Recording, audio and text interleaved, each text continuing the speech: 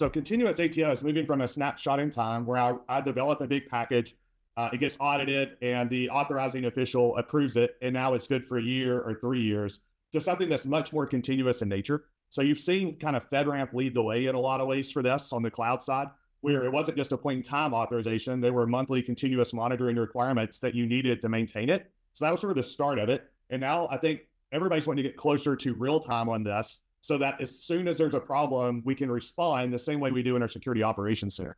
So it's kind of trying to turn your RMF ATO side, which has traditionally been what I call the softer side of cyber, the more programmatic sort of side, and make it more like the hardcore technical side where you're reacting to it in real time. So I think that's the state everybody wants to get into.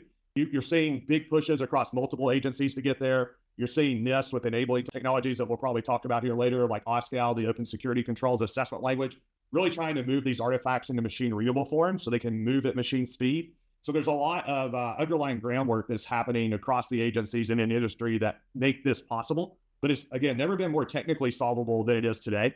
We are now in an API first economy. We're in an everything as code economy. The ability to do this at scale has never been more possible. I kind of joke, I grew up in a world with no hope. Like there was no way to do this. It was just all manual paperwork and the price of admission for doing work in national security. I think increasingly that's no longer true. You got to start with that compliance as code foundation. That's where I was mentioning RegScale before. If you can't move at machine speed, then you're always going to be lagging. Humans just can't move that fast. So getting out of manual Word and Excel documents created by hand and moving to more of a machine readable format.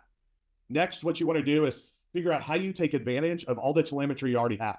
You've probably got endpoint detection and response. You've probably got some sort of SIM tool for all your logs. You've probably got a CASB or a CNAP. You've probably got a collection of security investments, a vulnerability scanner, asset configuration management database. There's a variety of investments you probably made as a CISO. How do I take that data and let the paperwork write itself? Because if it's defined as code, rather than have humans create this by hand, update it monthly, can we just have machines attest to their own state and then cut out a lot of the middleman there? Compresses time, reduces cost.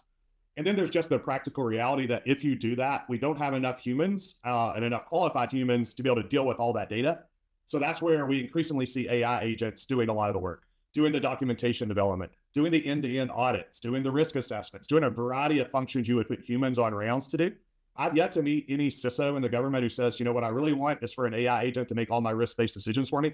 I've never met anyone who said that. If they did, they're probably crazy. At the same time, like they spend so much time and money with humans trying to get data to the point they can make a good decision.